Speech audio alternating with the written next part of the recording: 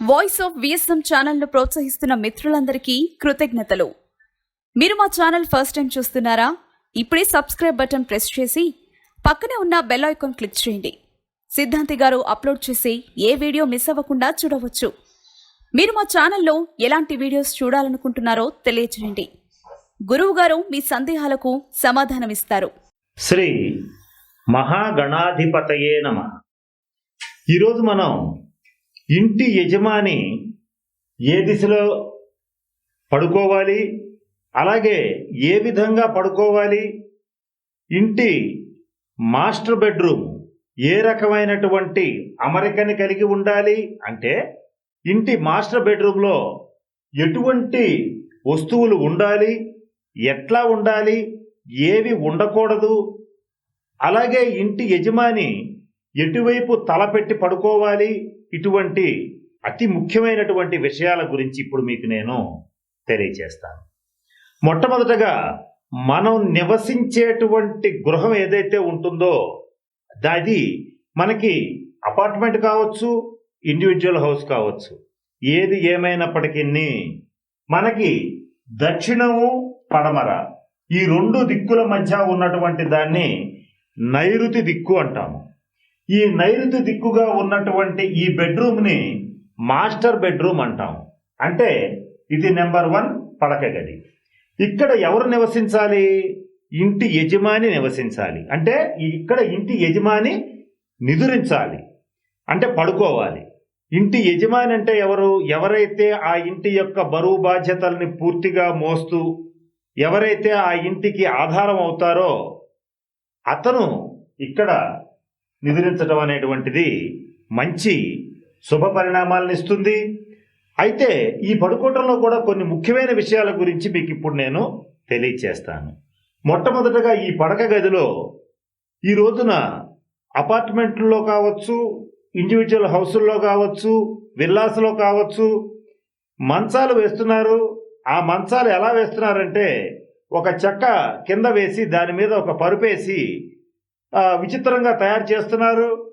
ఆ దాని మీద యజమాని అనేటువంటి వాళ్ళు పడుకోవటం అనేటువంటిది జరుగుతోంది. ఈ పడక మంచాన్ని కూడా ఒక దక్షిణం గోడకో, పడమర గోడకో, తూర్పు గోడకో ఆనించేటట్లుగా వాళ్లే డిజైన్ చేసి ఇవ్వటం కూడా జరుగుతోంది.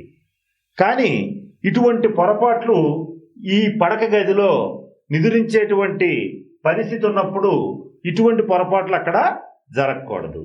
అంటే మంచం చుట్టూతా మనిషి తిరిగేటటువంటి ఖాళీ ఉండాలి. అలాగే మంచం పైన కానీ కింద కానీ ఇలా గాలి తిరిగేటట్లుగా, అంటే మంచం కింద కూడా ఖాళీ ఉండాలి. ఈ ఖాళీ ఉండి గాలి తిరిగేటట్లుగా ఉండేటట్లయితే అత్యంత శుభ ఫలితాలు వస్తాయి. సరే, ఖాళీ ఉండేటట్లుగా కనుక మంచాలని డిజైన్ చేస్తే చాలా ఇళ్లలో ఆ మంచం కింద అనవసరమైన వస్తువులు, విడిచిన బట్టలు, ఇలా ఏవైతే అమంగళకరమైనటువంటి అలక్ష్మీప్రదమైనటువంటి వస్తువులు ఉంటాయో వాటిని ఆ మంచాల కిందకి నెట్టి ఉంచేసేటువంటి పరిస్థితి ఉంటుంది. ఇటువంటి పొరపాట్లు ఎటువంటి పరిస్థితుల్లో చేయరాదు. అలా చేస్తే ఏమవుతుంది? అలా చేసేటట్లయితే దాని మీద ఎవరైతే పడుకుంటారో వాళ్ళకి అనారోగ్య బాధలు తప్పవు.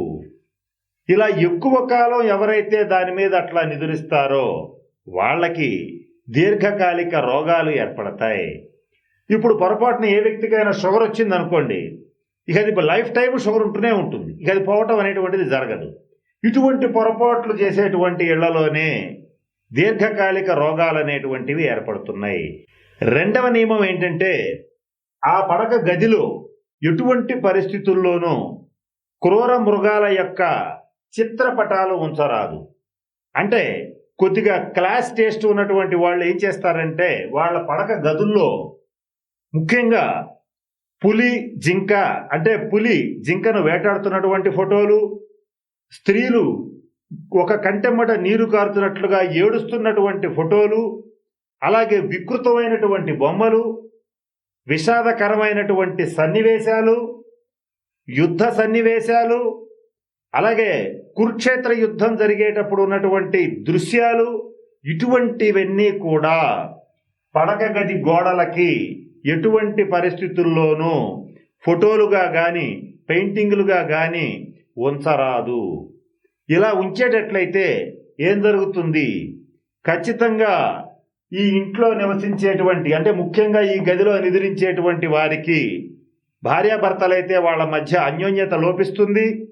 అనవసరమైన ఘర్షణలు, అనవసరమైనటువంటి తగాదాలు ఏర్పడతాయి. మానసికంగా చింత ఏర్పడుతుంది. అంటే మనోవేదన పెరిగిపోతుంది. మానసిక జాడ్యాలు, మానసిక రోగాలు కూడా వచ్చేటువంటి పరిస్థితి ఇక్కడ గోచరిస్తుంది. కనుక అటువంటి విచిత్రమైన వికృతమైనటువంటి పటాలని పడక గది గోడలకి ఈ పటాలతో అలంకారం చేయడం అనేటువంటిది పనికిరాదు. మరి దేవతామూర్తుల యొక్క ఫోటోలు పెట్టుకోవచ్చా అని చాలామంది మమ్మల్ని ప్రశ్నిస్తుంటారు. దేవతామూర్తుల ఫోటోలని కానీ దేవతామూర్తుల యొక్క విగ్రహాలని కానీ ఈ పడక గదిలో మాస్టర్ బెడ్రూమ్లో ఇంటి యజమానురాలు నివసించేటువంటి ఈ రూములో ఉంచరాదు. మరి ఎవరి ఫోటోలు ఉంచవచ్చంటే మంచి సంతోషాన్ని కలిగించేటువంటి ప్రకృతి దృశ్యాలు, అలాగే బంగారు ఆభరణాలకి సంబంధించినటువంటి దృశ్యాలు. ఒకవేళ దేవతామూర్తులు ఎవరూ లేకపోతే పొద్దున నిద్ర లేవగానే దైవస్వరూపానికి నమస్కారం చేసుకోవాలి కనుక అటువంటిది కావాలనుకున్నప్పుడు ఏం చేయాలంటే ఈ పడక గదిలో ఒక రాధాకృష్ణుల యొక్క మూర్తులని కానీ ఫోటోలని కానీ ఉంచుకోవచ్చు. దీనివల్ల ఏ దోషం అంటదు. అలాగే ముఖ్యంగా ఈ రాధాకృష్ణుల ఫోటోల్లో ఈ బృందావనం యొక్క ఫోటోలు ఇటువంటివన్నీ కూడా అలంకరించుకునేటట్లయితే భార్యాభర్తల మధ్య చక్కటి అవగాహన, అన్యోన్యత అనేటువంటిది తప్పకుండా ఏర్పడుతుంది. బీరువాని అంటే ఈ మాస్టర్ బెడ్రూమ్లో ఎక్కువ మంది నైరుతిలో బరువు ఉండాలనేటువంటి ఉద్దేశంతో ఇనప బీరువాని ఉంచుతారు. ఆ బీరువాని ఆనించి ఉండేటట్లుగా ఈ మంచాన్ని పెట్టుకోవటం అనేటువంటిది జరుగుతుంది. అలా కూడా ఉండరాదు. నేను మొట్టమొదటి చెప్పినట్టుగా మంచం చుట్టూత మనిషి తిరిగేటువంటి చోటు తప్పకుండా ఉండాలి. ఇకపోతే మరొక ముఖ్యమైన విషయం ఏంటంటే పడక గదిలో గోడలకి నిలువెత్తు అద్దాలని అన్ని గోడలకి అమర్చటం అనేటువంటిది జరుగుతుంది. ఇలా పడక గదిలో అద్దాల నుంచిన పడుకునేటువంటి మంచానికి అద్దాలని బిగించిన భార్యాభర్తల మధ్య తీవ్రమైనటువంటి విభేదాలు, విద్వేషాలు ఉంటాయి. ఒకవేళ మీ ఇంట్లో అలా ఉండేటట్లయితే వాటిని వెంటనే తొలగించండి. మరొక ముఖ్యమైన నియమం ఏంటంటే చాలామంది వాష్రూమ్కి వెళ్ళి వచ్చిన తర్వాత కాళ్ళు కడుక్కుని ఆ తడి కాళ్లతోనే మంచం ఎక్కి పడుకోవడం అనేటువంటిది జరుగుతుంది. ఇలా పడుకోవటం మన ప్రాచీన శాస్త్రం ప్రకారం ఖచ్చితంగా దరిద్రాన్ని సూచిస్తుంది. తడికాళ్లతో నిద్రించేటువంటి వాళ్ళకి లక్ష్మీ కటాక్షం ఎప్పటికీ కలగదు. కనుక ఎటువంటి పరిస్థితుల్లోనూ వాష్రూమ్కి వెళ్ళొచ్చి కాళ్ళు కడుక్కునేటట్లయితే ఆ కాళ్ళని శుభ్రంగా తుడుచుకుని మాత్రమే పడుకోవాలి. ఇలా ఈ పడక గదిలో పడుకునేటప్పుడు నియమాల్ని పాటించాలి. కొన్ని సందర్భాల్లో అపార్ట్మెంట్లు కట్టేటప్పుడు అలాగే ఈ విల్లాస్ కట్టేటప్పుడు వాళ్లే మనకి పడక మంచాలని అమర్చివ్వడం జరుగుతుంది. అలా అమర్చేటప్పుడు కొన్ని చోట్ల కబ్బోర్డులు, కిటికీలు అడ్డం వస్తాయి. అప్పుడు మనకి తల అనేటువంటిది మరి మరొక దిక్కుకు పెట్టుకుని పడుకునే అవకాశం ఉంటుందా అని చాలా మంది మమ్మల్ని ప్రశ్నిస్తుంటారు.